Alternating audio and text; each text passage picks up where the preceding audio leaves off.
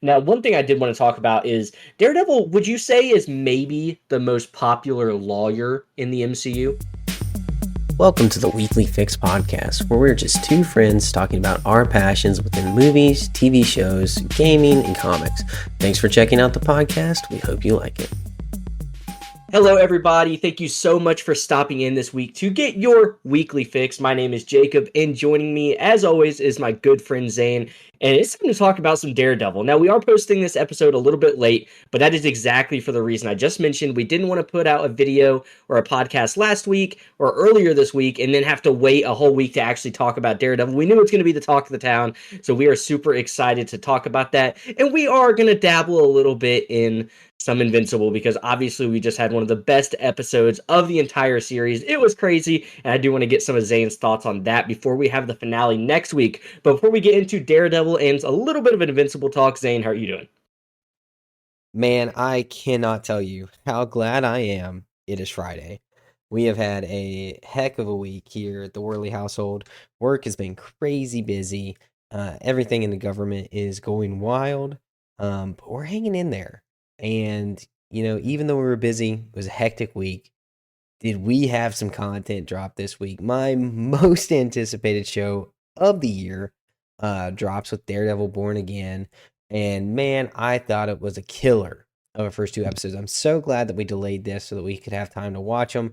Now, it did drop on Tuesday night at 9 o'clock. We both get up early. We have to go to work because this isn't our full-time job. So we couldn't watch them all that night. Then church on Wednesday. And so we are delayed more than we had wanted to. But we are still excited to be getting this out sooner than we would have if we waited until next week. So I cannot wait to talk about this with you. Yeah, because especially with it being a two-episode drop, it would have been really hard for us to get time for both episodes and then time to record. I mean, if you think about it, that's like 3 hours of time just in that alone. So I think we definitely made the right choice so we could actually sit down and enjoy it and didn't feel like we were having to rush through it because Daredevil was a lot of fun for the first two episodes. And I'm excited to hear what you have to think about it because we haven't had a whole lot of opportunity to talk, behind the scenes about what Daredevil was, about the story that we're getting so far, about really any of it. And I know, like you said, this is your most anticipated show. So why don't you start us off a little bit? Let's hop right into it. We are going to go ahead and I think just hop right into spoilers so we don't have to hold back any. So if you guys want to hear anything about non-spoiler stuff, we can briefly say I think it's a great start to the show. If you were a fan of the previous Daredevil Netflix series, I definitely think you'll be interested in this. And I think it is a good start for the MCU, as far as Daredevil is concerned. Kind of really his first entry into it. Zane, would you just agree with most of those things so far? Yeah, before we hop into spoilers, I will say this is a very good continuation of the story. However, it is very separate from what we have had before. I think we are in a very good spot to pick up and really enjoy the characters that we grew to love in those Netflix series, while still continuing with something fresh and new and integrated quite well, I would say, into the MCU. For the first two episodes, that is. That might change down the road. There is some stuff that we're going to talk about that I'm, flip-flopping on. It's not perfect by any means, but I think if you like the first ones, hang in there. I think this is going to be a very fun ride for you. So with that being said, I am going to just jump right into spoilers. So if you have not seen Daredevil Born Again, that's pretty much all we're talking about this episode. And if you care about spoilers, you might want to hop off because we're going to spoil all of it real quick. But with that being said, man, what a fun ride. Now, I think the show has a bunch of pros, a bunch of cons. One of the cons for me, and I'm just going to start right off with the negative because I got to get it out there. I do not think the action looks good, and for some of it. Now, I think the action in episode 2 looks phenomenal. I think it's really good, really well done, and looks choreographed well. The first opening scenes, I am very disappointed with the fight choreography with him and Bullseye, and then also the CGI that was clearly overused and underdeveloped. How do you feel about that before we get like any deeper with this? Yeah, I think especially for Daredevil and what we've previously gotten in the past, the action scenes were like top tier. Like those are some of the best action scenes when you look back at Marvel and what they've been able to accomplish throughout the years. So I will go ahead and say I necessarily didn't think the choreography in that very first fight was necessarily bad. I think it could have been a lot better. But what you touched on, which immediately was something that I'm usually not the best at even catching, is the CGI. The CGI really took me out of it for a second because it did feel, I think we did talk a little bit about this. I think you used the word weightless. It almost felt like there was no momentum. It almost felt like they were being dragged across the screen. And I feel like that was really something that should have been done better, especially in an opening episode. If you want to sprinkle some bad CGI in throughout the series, maybe you didn't have time to get it exactly where you want it. Maybe the budget ran out. That's fine. I understand sometimes it's not always going to be perfect. But in the first like 5 minutes of an episode for that to happen, I thought that was a big letdown. But other than that, you did touch on the second episode's choreography and the fight scenes, and that's kind of what I'm expecting from Daredevil. Like the ending of episode 2, the little skirmish that we got there in the apartment, I thought that was awesome. And that feels like where this show is going to go. So thankfully, I don't feel as concerned or necessarily worried about that first episode. I do wish it would have got off to a little bit better start as far as that is concerned. But with what we got in episode 2, I feel a lot better about it. And I also think this is one of those times that it did benefit that we had a 2 episode drop, because if we had just got that first episode, we'd have had that sour taste in our mouth for a week. And sometimes that can lead ratings down. It can cause people not to return. People have that whole stigma of the same old Marvel right now. So I'm glad we did get those 2 episodes. So that really kind of got brushed aside pretty quickly.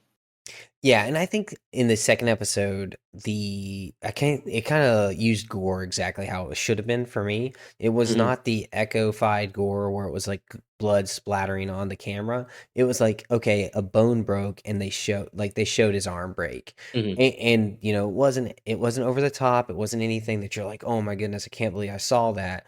It was just like, okay, that was real. Like that's what would have happened if he would have done that move. So I really enjoyed that aspect of it, that not only was the choreography in the second episode much better, but it was also like, okay, like they're not just going to go over the top with the gore, because they were like, this is going to be darker. And I'm like, okay, like it was dark enough in the Netflix. Like we don't have to go darker. Um, I think some of that was potentially the death of Foggy Nelson in the first episode, which I honestly I'm kind of a big fan of. Um, there was a He is not the best actor. I hate to say it. I He was the weakest point of Yeah. the entire Netflix series. I understand why they didn't want to bring him back, and but he was so crucial to the story and the character that they're revitalizing. I kind of get off in him. And it's a very emotional way, very huge, and it was worthy of Matt hanging up the title for Daredevil. I don't love the situation that they put themselves through. I felt like the staging for that was a little weird. Them all outside, it felt awkward, like they were trying to set it up really hard. Um, so we kind of just felt like dropped into it. And I think that was the worst part. So the CGI in the start, and then a little bit awkward starting this story again, where we have been so detached from the characters for so long, dropping us right into a retirement celebration to me felt a little clunky almost. I want to use the word clunky there. Uh, it was it was fine. I don't know how else you kind of do this after taking 8 years of a pause, but for me, I think it could have been a slightly better jump, and then we get that year flash forward, which I think is perfect. I think that was exactly what was needed, and putting us where we're at here was good. What did you think about that? So I'm a big fan of the Foggy death. Like I think that was perfect for what the story they're wanting to tell is. And we clearly could see that they're wanting Daredevil to be put in that position where he doesn't necessarily feel like he is deserving of being a vigilante anymore. He couldn't protect the people he loved. If he can't do that anymore, then there's no point for him putting a target on their back by being associated with them. So I think that's a very strong way of doing it. I think the emotion in that first episode was really, really well captured. I think we see that especially on that rooftop, with Daredevil and Bullseye. I think that's one of the most powerful scenes that we've seen in Marvel for a while there, with Daredevil, maniacally crying And then we have Bullseye maniacally laughing. Like, I think those are really good parallels right there. But I also do agree with some of the things that you're saying is it did feel kind of just throwing us right into that. And sometimes we do want that with a new show. We've talked very often about not needing backstory, but this is a unique situation is we already had the backstory. We just had a pretty long break. So we didn't necessarily need a whole backstory, but it would have been nice to, ease us in a little bit more here since we already do know the characters, we know the situations a little bit. So I think the pacing could have been a little better there. Now I do have a theory that I told you I don't necessarily think Foggy's dead because it just felt really, really forced. And I almost feel like it's one of those red herring situations where they want us to think he's dead and he's actually not. But we'll see about that as the series continues because I think it's an interesting theory. But no, I think a lot of the things you said I agree with. But I do think they did a very good job after that year jump, like you mentioned. That's where I felt like the show really started to catch its grounding and kind of start to tell a story and didn't feel like we were being force fed stuff. Yeah. I don't know how I feel about the Foggy Nelson fake out death. I personally really hope that doesn't happen because Hmm. that would really suck. For me personally, I just nah. One thing that I do wish they touched on a little bit more with the character of Daredevil is his Catholic background. Now, in the second episode, we got a tiny portion of him Yeah. walking by mass as it occurs, and he kind of listens into the sermon. But a big portion of Daredevil is his Catholic roots. His fighting with vengeance also like his justice, vengeance, and then forgiveness is always like a threefold battle. And he feels like he is serving the justice that's deserved and the vengeance for the wrongdoing, but yet he also wants that forgiveness for himself. And his lack of willingness to kill enemies really comes from that Catholic root. So when he pushes Poindexter off the roof there and we get to see Bullseye smack the ground, I was like, man, this is going to be a crisis of faith. Hmm. Foggy just passed away. We got to see him try to murder someone, and you can't say he didn't because he pushed him off a 4-story roof. Like, and he should be dead. The fact that he's not, they either need to explain that or they should have had him hit something like something to soften his blow, not the Yeah. concrete. But I really wanted to see him struggle with that. I really wanted to see him in mm, like go to a priest at confession and kind of work through that because I love those scenes that he did in the Netflix series where they were kind of going through his battle between his faith and his ideologies and how he's playing out what we would look at and say is an incorrect view of faith, taking matters into your own hands, for sure. But I really feel like they should have capitalized on that, and I understand it's Disney and they really do hate religion, so that's not their reasoning. But I would have really liked to have seen that personally. Do you think it would have been a little bit maybe like a retelling of the same story though, if they went down that same path? Like, do you think if we did get that, there might be people and maybe even you would be feeling a little bit like, oh, we kind of already have seen this. Like in my like the way I'm thinking about it, I'm like, we've already kind of seen him go down that thing, so he's already a little bit more established with it. He kind of come to terms with who he is and the type of person he's gonna be. So I kind of didn't necessarily mind that as much. Do you think you might have felt like, oh, we kind of already got this story if we did get that again, though? I think it depends on how they handle it. I think because he never really left his faith, or he Hmm. never really stepped away from Daredevil because of his faith, or really questioned.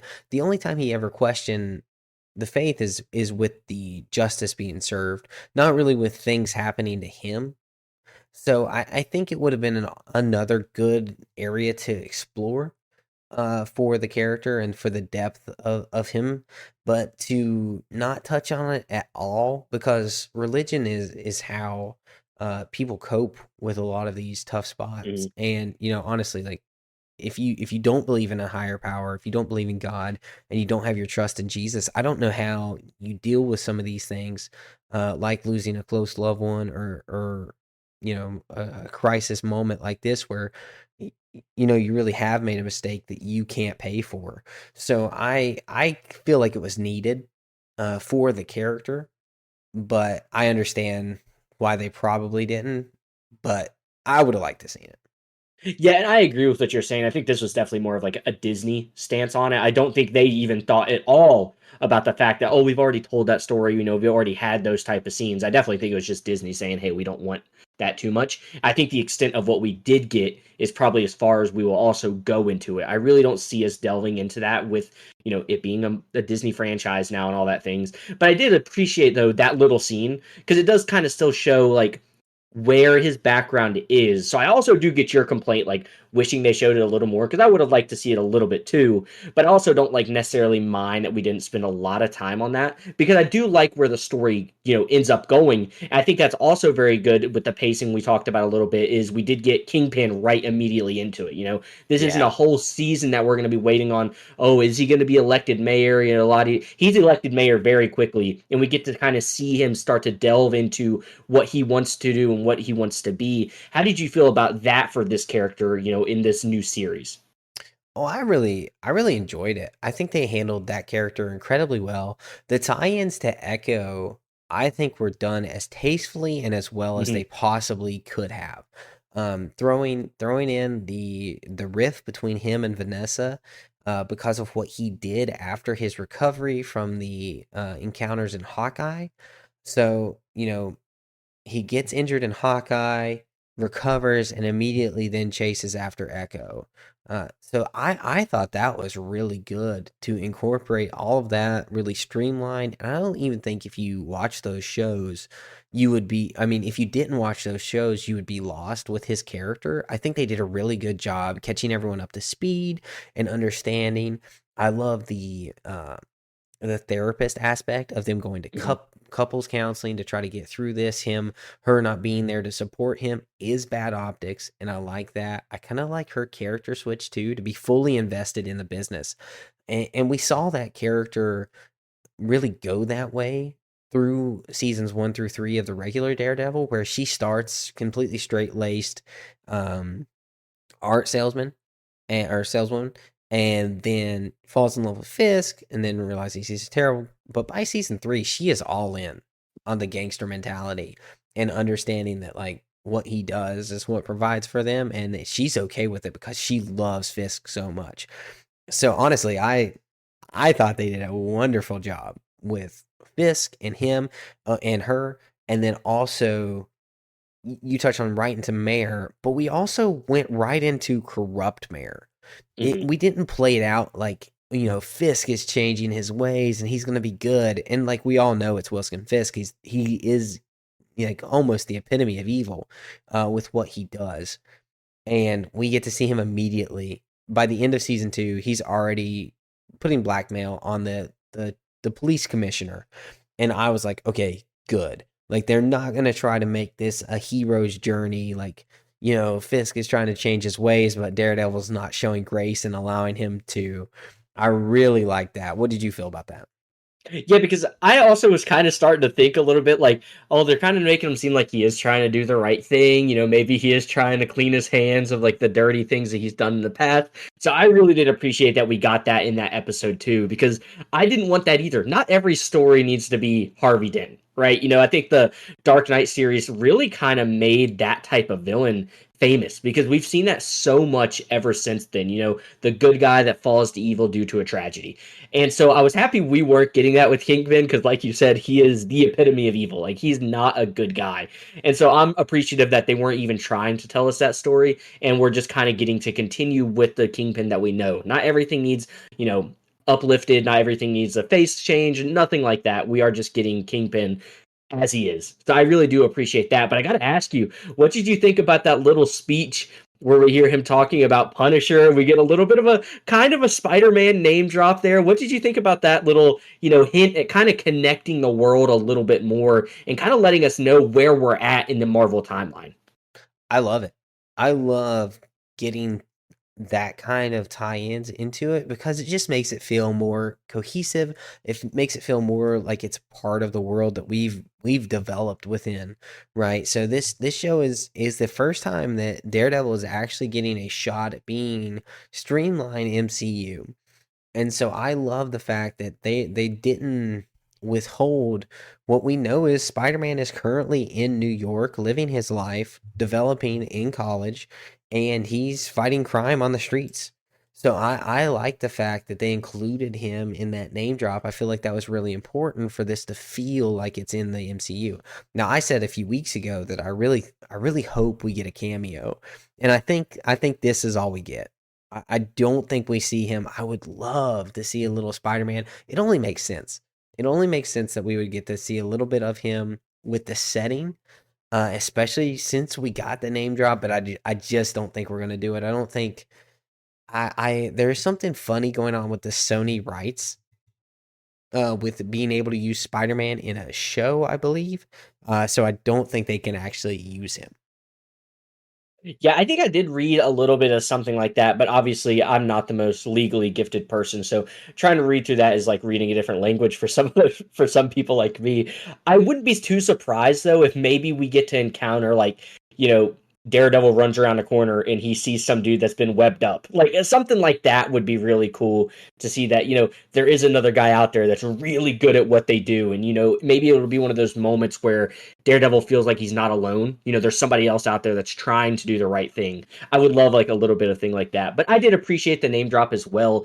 Obviously I love the Punisher name drop as well, where they were talking about, we don't need somebody toting guns with a skull on their chest. I thought that was like a really great way to describe Punisher without saying it. And then we also in episode 2, we get to see a little bit more of some Punisher, like little cameo type of deals, little Easter eggs with the one cop having like a tattoo of the Punisher skull on his wrist. When do you think Punisher is going to show up in the show? Because we've seen him in the trailers, we know it's going to happen, and I think that's a big point for a lot of people that are excited about this show. Is they want to see Frank Castle, they want to see John Bernthal back with Daredevil. It's such a great dynamic. Do you think this is something we're going to wait till maybe the last couple episodes, or you think it's going to come around fairly soon? Tuesday. I think we'll see it Tuesday. Tuesday. Okay. Yeah, I think he is. Now, I mean, IMDb is not great, but they say he's in 15 episodes. So, I mean, that would leave the last 15 that he's in everyone. Mm. Because now I know that's split between 2 seasons. Yeah. But I do think that he's probably popping up in this next episode. I think that is kind of where we are gonna. I think that little skull and crossbones tattoo that you picked up on, that Easter egg, is really kind of giving Matt somewhere to go, right? Okay. Maybe he thinks that he's tied in with them. Like, hey, the Punisher is corrupting the cops because they all believe in him and that he's serving out true justice.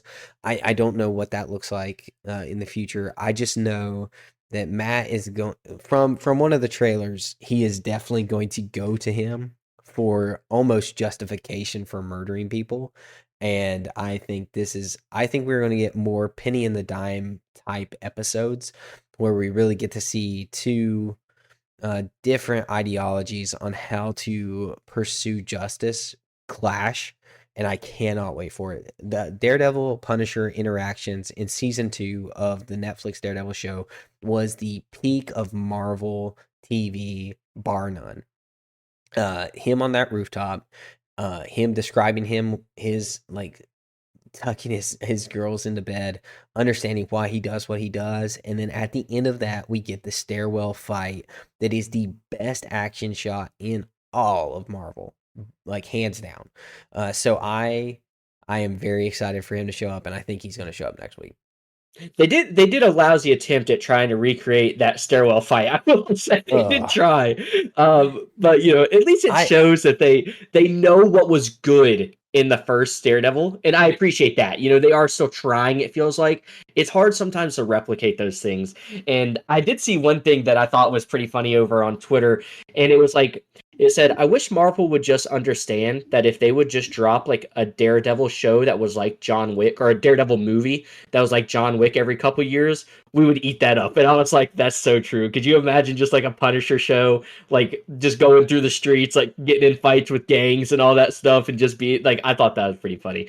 But I do think so. I think we got to be getting him at some point. I love the idea that you brought up, like he'll go to him to kind of, make it, not necessarily make amends, but make himself feel better about killing and all that stuff. I think that'd be a really great interaction between the two. And I gotta say, I just want to see him again.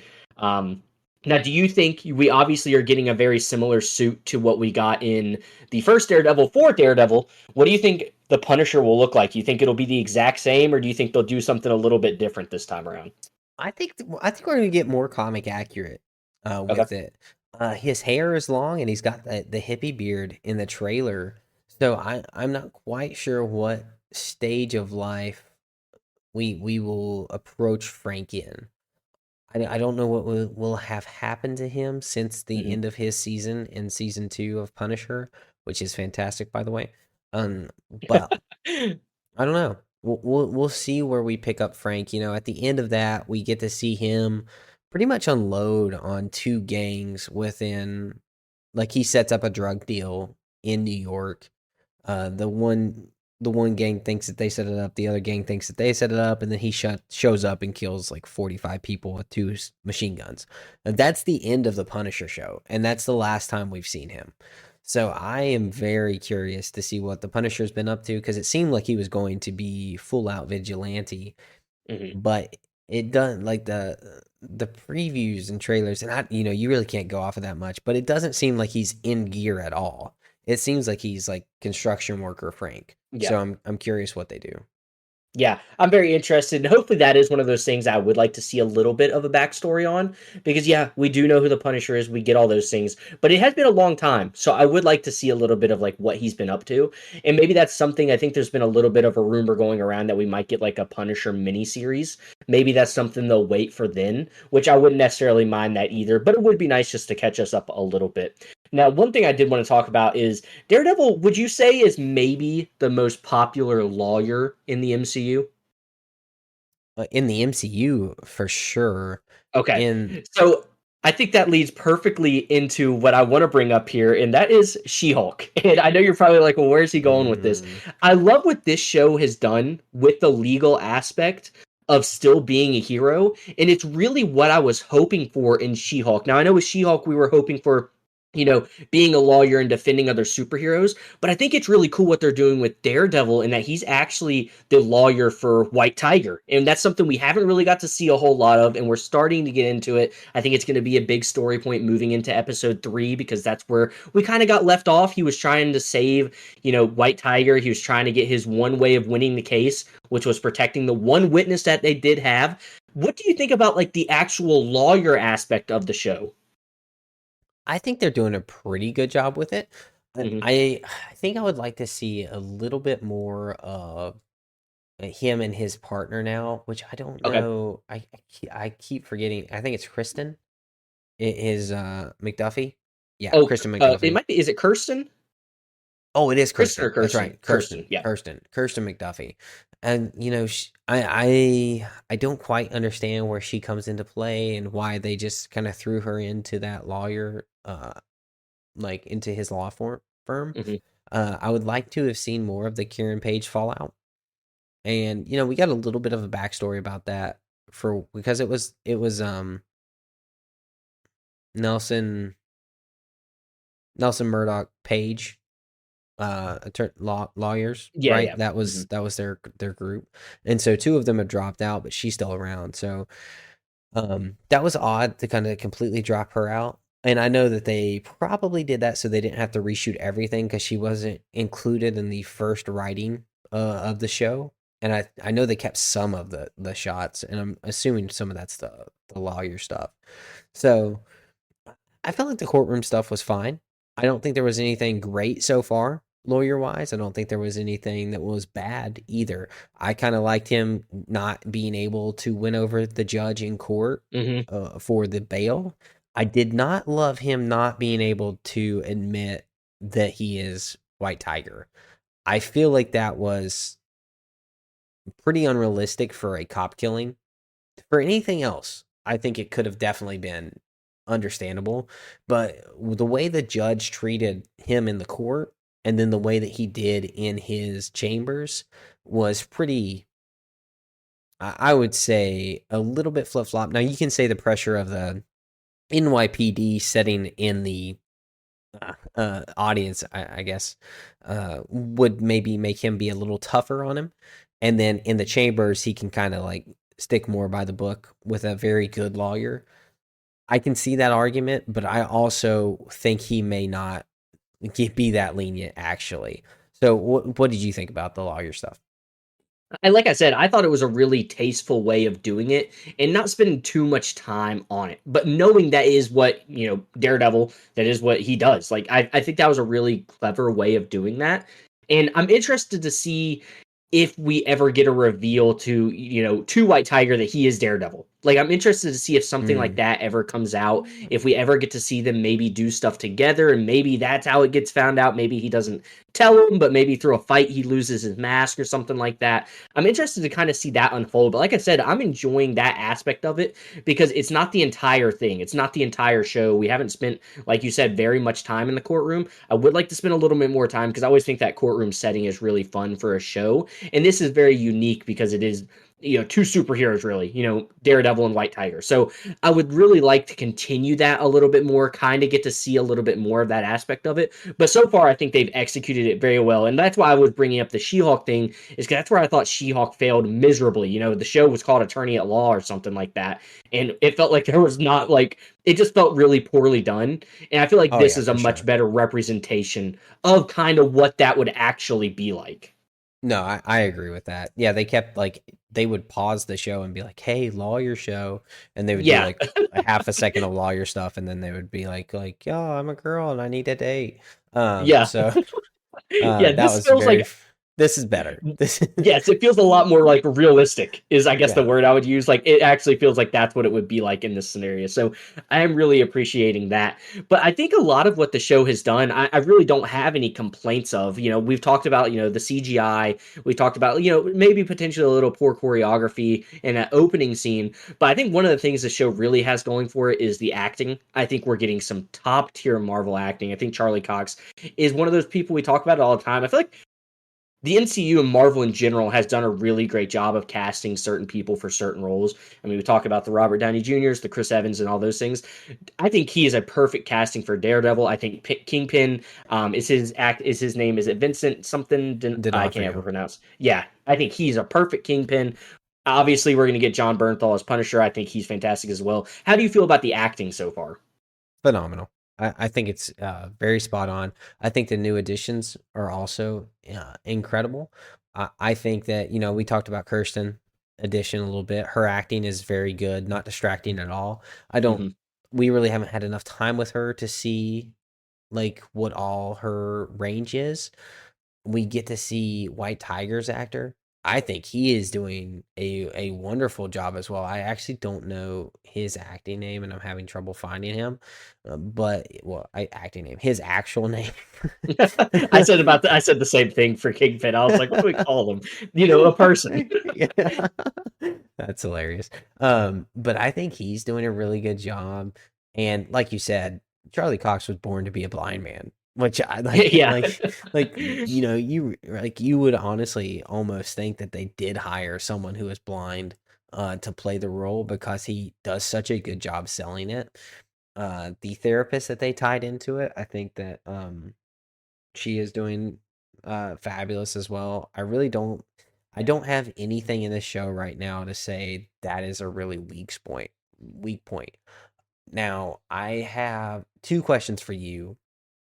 One is, what did you think of the BB Ulrich stuff? I feel like that was one of those things where like I didn't necessarily mind it. I did feel like they were starting to do it just a little bit too much. Like Okay. it wasn't taking me out of it, but I hope that's not a thing that just continues throughout the rest of the show and we're just like constantly getting it. I don't want it to be like an every like 10-minute thing where like, oh, let's get see the BB report again. One thing that it did very much so remind me of is like almost like a video game vibe. Like I feel like that type of thing that they do in video games a lot, and the Spider-Man video games that they recently did kind of had something like that where you would kind of have like a reporter's like side missions, and you would get like a little bit of an insight. They'd be like saying some news report, and then as Spider-Man you went and figured it out, or you went and took out this gang or something like that. That's kind of the vibes I'm getting from it. I don't necessarily like that for this type of show though, because with this being that more mature show, it almost feels like that is taking away from it a little bit. And I don't, like I said, I don't think it's bad, but I hope it's something that doesn't like get to the point where it's like distracting. Yeah, I don't think it's going to get distracting because I think it's going to have a very specific point and reason. I get what you're saying. I understand, like, okay, why are we cutting away? It almost feels like it could become annoying, like an Hmm. ad popping up. But I think because Wilson Fisk killed her uncle, and I think she knows that. So, her getting in there and then being able to her interview the mayor, her having these little side cut in points. I think this is going to be fabulous because Ulrich, Ben Ulrich was one of the best parts. Him and Karen Page working with the scenes, and his actor in the original Netflix series was so good, and I loved all those aspects of it. That hard hitting reporter, and then him bringing up Karen to the same level as he was, essentially, to kind of like take over the mantle of some of these hard hitting reports. And then I think that BB is going to follow right in his in his shoes, doing the same thing. And I think she is going to be instrumental in this story, kind of taking him down from the side of the press. Yeah, kind of, because one of the things that they've had a big emphasis on is the people. Really, like, kind of not necessarily even being divided. Obviously, there's just people out there that don't like him, but for the most part, he kind of won because he got a lot of the people behind what he was doing. So I think she is going to play that important role of, kind of really showing his true colors and people being like, oh, he is not a good guy. He's not. Fisk will fix it, right? I think that's going to be a really fun thing. And I do like her acting. I thought that scene with her in his like office, I think that was very well done. I think necessarily I just might not like how they are condensing the screen. They're like changing the format of the screen and kind of making it a little fuzzy and stuff like that, trying to make it look like a reporter thing. I almost wish they would just like leave it full screen and kind of do that and not change it so much. I think that's probably the biggest issue I had with it. Oh, I can definitely see that. Yeah, it's a it's a cinematic style and Hmm. choice, but not necessarily one I'm super thrilled they made, right? Like somebody likes it. It's just not Yeah. me. Um, Yeah. so um, that's pretty cool. Do you think there's any Trump parallels here? Because I couldn't help but the entire time kind of get the parallel of like a very much Trump, right? A criminal getting elected to office, says he's going to change things, do things his way. Did you get any of that feeling, or is that just me? I mean, I didn't think about it like that. I can definitely see where you're coming from, and I wouldn't be surprised if Disney wanted to throw that in there. I mean, that's right in their their line of work to do something like that. So I wouldn't be surprised if maybe they were trying to be a little symbolic with that and kind of trying to show that. I didn't necessarily think of it during it because I do also feel like that kind of fits like Wilson Fisk perfectly. So like I think I was just more so thinking about like the aspect of him and like what people would be saying and how would he get people to do what he wants? Well, he'd have to make a lot of promise that he's not necessarily gonna keep. So I could definitely see where you're coming from with that, though. Yeah, it's just something that like to me it was like, oh, it feels like they're going for something. But I also am like in the middle of him firing the entire government, so Yeah, maybe it's just on my mind. it's on your mind. Yeah, no, I, So, I can definitely see where you're coming from with that one. so the second question I had was, how do you think he's gonna like? What's next? He literally just either killed or knocked out two cops without any protection from his identity. What do you think is the next step for Matt here? I mean, I definitely think he's got a. I don't know if those. We need to figure out if those guys are dead first because I think that's going to be a really important part of this. Is if they're not dead, what is he going to do about them going and telling on who he is, what he's doing, and things like that? So I'm interested to see that aspect of it. I mean, I would say they're dead just because of the rating of this show and the things that he did to them. Um, but I'm interested kind of to see maybe that'll be how we get the Punisher involved is maybe Matt goes to him and he's like, "Hey, how do I dispose of these bodies? Right? Where can I Uh, bring these? What can I do? Do you got a locker I can stuff them in?" So I'm interested to see that aspect of it. I think slowly but surely we're going to start to see these layers get peeled back on him, and he's going to get right back into the suit. He's not. He's going to pick up right where he left off. Obviously, he can't stay away from it forever. It would be a really boring show if he was never the Punisher again, so or Daredevil again. So I definitely think we're gonna get there. I think it's gonna happen pretty quick too. I don't necessarily see this being something that like drags on. I think we're gonna have to get there. So I'm excited kind of to see what eventually fully pushes him back over the edge into being Daredevil again. I think midway through episode 4, we're gonna see him be Daredevil again. I think it's gonna take another episode of him kind of battling with it, and then in episode 4, we'll see him kind of give in to needing to don the suit again. That's just what I'm personally thinking at this moment. I clearly could be wrong. That would be very easily done. But I think we're gonna have another one of him kind of setting with this. Now, if him hitting those guys and their head bouncing off a floor does kill them, but it didn't kill Dex from 4 stories up, I'm going to complain a little bit about Right. consistency here, um, without some explanation. And I know some people who are Marvel fans are like, he's probably got an adamantium spine, which that's fine, but he doesn't have an adamantium skull. So I don't know. Well, that's the thing. We really the big reveal is that he's Red Skull. We Oh, just he's haven't Red gotten there yet. Skull. Yeah, Yeah. yeah. He's actually Wolverine. Yeah, But this is the biggest red herring we've ever witnessed in television history. Um, but um but yeah, I agree with you. I don't know what he's going to have to do with her tie him up.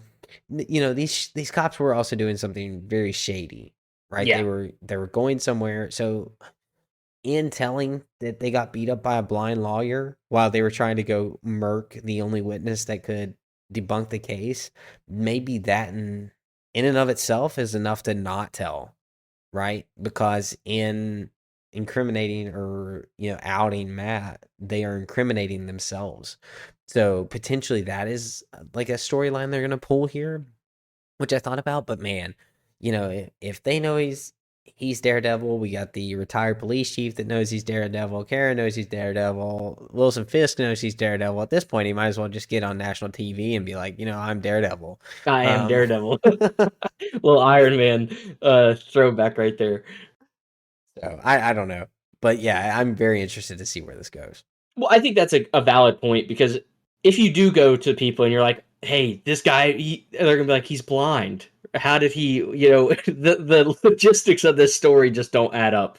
But no, I think it's gonna be an interesting idea. Like, I feel like if we just ignore that, it wouldn't necessarily be a bad thing either. Maybe he just leaves and they wake up and are like, "What the heck happened?" Whatever happens there. I'm interested to see like what they want to tell with that though, because that's one of those things that like you do these type of scenes. You're wanting to keep this identity hidden, and that's when people are really able to start poking holes in your plot line. Is if you don't do a good job of covering up those aspects and giving us reasons as to why people don't know. So I hope they do that the right way, and it's not one of those things that are just kind of brushed over, and we just see those guys waking up, and the next scene, they're just back to normal. They're looking back for this guy again, like nothing ever happened. Yeah, and maybe they're put in a coma, right? Like a long coma, Hmm. like, and we don't ever see him again, which I would be okay with as well. Yeah, sometimes it's best just like he beat these guys up. They're not doing the best anymore. We don't need to continue down a path that just kind of doesn't make any sense. So I'm excited for this show, though. We talked about it a little bit. As far as a first 2 episodes were, I think they did a really good job of building this world up and getting this story going and kind of giving us the idea of the direction they're wanting to go in. There's not, like I said, much complaints that I think either of us had. I think it was a really fun time being back in this world and getting to see these characters again. So I'm always down for that type of stuff. So overall, I'm very happy with these first 2 episodes. How would you feel overall? Your happiness level for these ones is, especially with this being your most anticipated show of the year. I am very satisfied. I'm not disappointed. I am I'm right on par because I did have mine a little bit guarded. There was like a little bit of me that was like this could be bad. So the fact that this isn't bad, it makes me so happy, and that we are getting Daredevil on the screen again, and it's actual Daredevil, not She-Hulk Daredevil, not Disney-fied Daredevil. They're going for it. Now, I will get discouraged if the fight scenes lean more towards CGI, terrible, style fight scenes throughout the entire show, and we don't get more of the gritty, good choreographed fight scenes, that will discourage me. But I really think we're gonna go toward a good way to do this. So as of now, dude, I'm happy as can be. I'm happy. I'm right there, like 8 out of 10 for the show. Yeah, I think I'm right there with you on the rating so far. Obviously, we're so early on, and we've already got a second season confirmed. And I think that's the other thing that's got me more excited about this show as well, is we see so many of these Disney projects, and I think really just streaming shows in general, they're given such short leashes. They're not really given an opportunity to flesh out stories. They're being told you have 6 episodes to tell this entire story. If it doesn't get the ratings or the reviews that we want, that's it. So I'm happy that they've already confirmed a second season for this. It feels like they're able to play the long game, which is also very exciting. So I'm excited for that. But one thing I do want to touch on a little bit that I'm super excited for, because we had probably, I already said one of these episodes might have been my favorite of the entire season. And then this episode comes along and it might be my favorite of the entire show. And that's Invincible. And we are getting into the end game for season 3 of Invincible. We just got through what is called the Invincible War. Now, Zane, it was a crazy episode. We kind of knew some of this stuff was coming, and we're not going to fully dive into it too much, but we do want to talk about it a little bit because it is what's hot and heavy right now. What did you think about this last episode of Invincible, especially after the last couple before that were definitely more filler slash character development episodes? Yeah, it was a wild ride, and there was no stopping. Like it was just a thrill ride of an episode. It was, man, we kind of we touched on with the title cards. We thought this was potentially coming. Me and Jacob neither one have read the comics, so we don't actually know what is coming. So everyone who read the comics knew this was going to happen, knew that this was going to be a show, but we didn't. Angstrom Levy coming back and doing such a great job prepping for this and potentially almost winning was wild.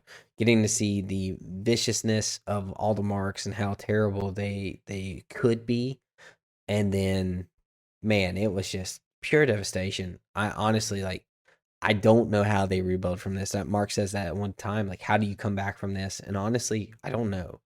Um, we had a very heartbreaking, you called it, on the nose with Rex. And I hate that. I hate that Rex. We are doing full spoilers for this. Um, this is now Invincible, episode 7 of season 3. Just FYI. Um, when Rex, oh man, that sucked. That sucked. I didn't want to see it coming. He finally got in a good spot, and then making the sacrifice play. Ugh, man, that hurts. And then Mark just being the worst. Honestly, I think I've said it time and time again. Like him dealing with Cecil, I think he is hypocritical and stupid. And then now, man, him hiding in a bunker while thousands or maybe millions of people are getting murdered by alternate versions of him when he is the stronger one. He just needs to not hold back. Dude, I was like, this is some weak sauce, Mark. Like, I cannot believe he did that. That was mind blowing to me. And then, yeah, I mean, even Cecil was like, "How do you think she's going to feel about it when she wakes up?" And he still stays like, man, nothing was going to get through to him. Maybe it shows the fear that he had just in of himself getting killed by himself because of how strong the other marks, multiple marks are. But man, what an episode. I know you were grinning from ear to ear. This is your favorite style of TV shows. This has to be your favorite one of the entire series, right? Yeah, I mean, this was awesome. I will echo some of those things. I really did want to see him get out there and fight himself. I wanted to see, more death. Like that's the stuff that I enjoy in these shows is the aspect of like, not everybody is invincible. And I really like the idea that they were trying to tell here. I get what you're saying about the Mark thing. I think it is still very much in line with the character, but I think with the ending that we got, we know that that is starting to go away. And I think this is the angriest we will probably ever have seen Mark. We usually don't ever see him, just kind of come to terms and say, I just want to punch something as hard as I can. Usually we see him like, hey, let's talk about this, get like, we don't have to do this stuff. I think that's all about to change. And I think it's going to be really exciting to kind of see this story develop and to kind of see where we're going with it, because it is so different than anything we've gotten with Invincible so far. You know, we're getting into an area of where there's really not going to be the opportunity to hold back anymore. And we did get to see Mark kind of hiding a little bit. Again, I don't necessarily think he was hiding. I don't think he was even scared for himself. I think he's just still really committed to this idea of not wanting to be what his dad is. And I almost think it's more of a, you know, we talk about the thing with Cecil, you know, maybe being a hypocrite. I almost feel like it's even more so in the face of Cecil. Like, hey, I don't care how bad you need me. I don't want you to ever be able to say I told you so if I go and kill these people or if I go and do this thing. So he is battling that as well, which I think is also a very interesting dynamic. But I really do think that's all about to change. I think this episode was amazing. Um, the Rex sacrifice, just the way they showed that scene, the soft music playing, you know, the panning around to all the devastation and the death that has been caused in just these short couple of days. I think it only goes on for 3 days. It's crazy. So I thought that was really well done. I almost am more interested to see with Rex, though. No one's really got to cope with the idea of him being gone yet. You know, we got thrown into this Invincible War so fast. Everything went down so fast. And again, before we can even blink, there's a Viltrumite here to check on Mark. And if he's not doing what he's supposed to have done, he's going to cause a lot more devastation and destruction. So I'm really interested to see how these characters cope with that idea. I know Rudy, I think, is going to have a really hard time with it because he is basically the clone of Rex. So I'm excited to kind of see that storyline continue to develop. It doesn't feel like many people even know he's dead yet. And so I think there's just so many things playing into this storyline. And that's one thing I think Invincible has done really well throughout the entire series is multiple storylines going on at once and them all being like coherent and making sense and not really feeling like any of them have been like slighted or shorted. So I just love the story we're getting told, but I think the season finale is going to be quite the adventure. You know, as far as season finales go, I think it's going to be awesome. Yeah, yeah. I mean, how are they going to top that? And then you got Conquest rocking in with Jeffrey Dean Morgan showing the And the voice. Infinity Gauntlet, I mean, Yeah, I do. I don't know what that thing is in Invincible lore, but yeah, kind of insane. It's going to be a nasty moment. But you touch on it, dude. When we get Billie Eilish when the party's over playing, as we are looking at the devastation of what's happening, and like what like the title, and the sadness that is in that song, when the party's over, and we just had 18 marks come into the planet and literally kill just thousands of millions of people. Um, yeah, that was a pretty intense, powerful scene. They really don't use music well in Invincible for the most part, like actual music, and I think that was like pretty dramatic and impactful. It was kind of like reminiscent of when Nolan was flying in space, and there was yeah, yeah. no words but just the music. It was kind of like one of those moments, and I think that was really well done. And man, because I mean the devastation's not over, right? Like Oh man, there, because Conquest, this fight will do the same thing that Invincible's fight with him did. I think more people are gonna die, and they're gonna have to deal with the aftermath of this one as well. So I mean, because even Mark, full anger, full um strength, with not holding back at all, I don't think he is enough to easily take Conquest, and I don't think he's enough to take him by himself. I mean, this dude looks pretty bad. So I don't know. I've been seeing a lot of people on like social media. They're talking about, ah, we're getting the rematch of Glenn and Negan. Like this is exactly what we wanted, Oh, which I that's think is amazing. I That's think that's awesome. so funny. It's so funny if you think about it. I didn't realize as many voice actors are from The Walking Dead. I just found out that Ross Marquand, I think is how you pronounce his name. He was in The Walking Dead as well, and he's a voice actor in this. So I thought that was really funny how Robert Kirkman really likes, you know, certain people in this industry, and continues to want to work with them, which What I what think is does pretty what cool. does Mark who's Mark playing?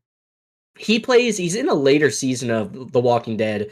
I forget what his name even is, but he's the I don't even know how to describe him. He's like he ends up not having a hand, and he has like a knife kind of for a hand, kind of like Merle did. Essentially, he was one of those people that like found Rick and all of them. I forget. I can't even explain. I know what he looks like in The Walking Dead. I don't even remember like the. It's been so long since I've watched Hmm. that. But if you looked it up, Okay. you probably see him. Yeah, I'd probably go Um, find it.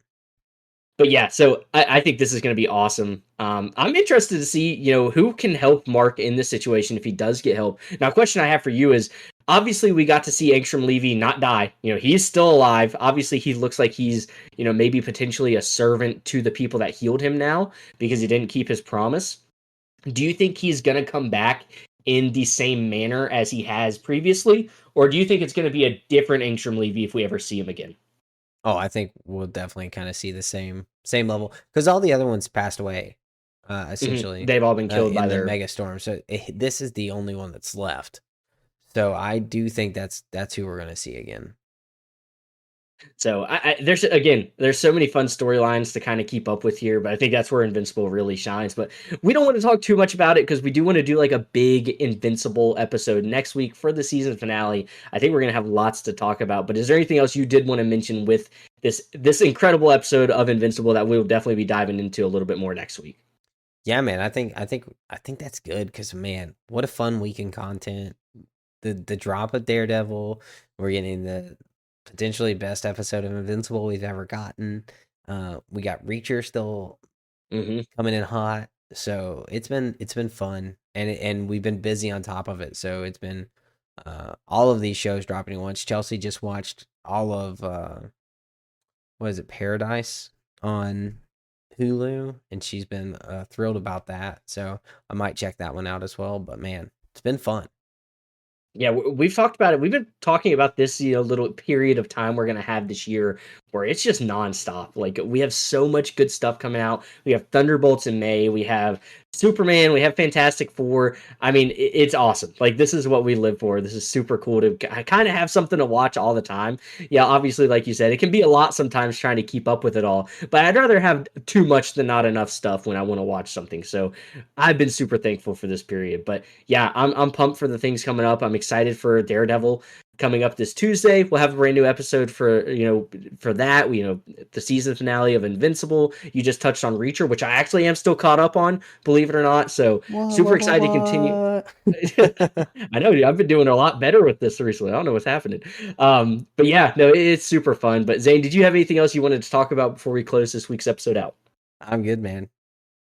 Well, guys, we want to thank you so much, as always, for listening to us ramble on about, comic books and nerd shows and all that stuff. It is absolutely a blast for us, but we wouldn't do it if you weren't guys listening. We actually probably would because we just like talking. So, but anyways, we want to thank you guys so much for listening, as always. If you guys are new here, thank you guys for stopping by. If you want to check us out on social media, we've been trying to do a little bit better about posting on those things. It's not our strong suit, but hopefully it's something that we get better on by the end of the year. So you can obviously go check us out over on Instagram and on X. And we do have a YouTube channel if you guys would prefer listening to the podcast on there. We will at some point get to the point where we do some video formatting stuff and maybe do some video podcasts and things like that. Hopefully that's coming up in the future. But if you did just want to put your phone down while you're at work and you'd rather listen to it on YouTube, you most certainly can there. But again, thank you guys so much for listening as always. And we can't wait to catch you on the next episode of Weekly Fix.